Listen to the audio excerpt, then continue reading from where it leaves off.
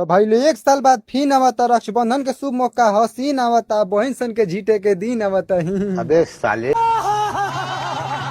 तो बहन चले सन स्कीम अपना भाई के संग खेलिए सन गेम ले लिए सन रसगुल्ला थाली आ 5 रुपया का रक्षाबंधन मान दिया सन हाली आ भाई के पूरा बगली कर दिया सन खाली। बाप रे। तो भाई लोग की बारी गिफ्ट दिया कुछ भारी बहन खातिर किन दिया महंगा साड़ी ओकरा दूल्हा के चढ़े खातिर खरीद दिया बुलेट गाड़ी आ बोले केहू के चोरा के बेच दिया पाड़ी। आ जौन सर हो सन पियो कर बोलत है सन बकर बकर केहू से ले लिहन टोकर उ सोचिए हन का 150 देम बहिन के ये सब बढ़िया बंटी बोली पीलेम कीन के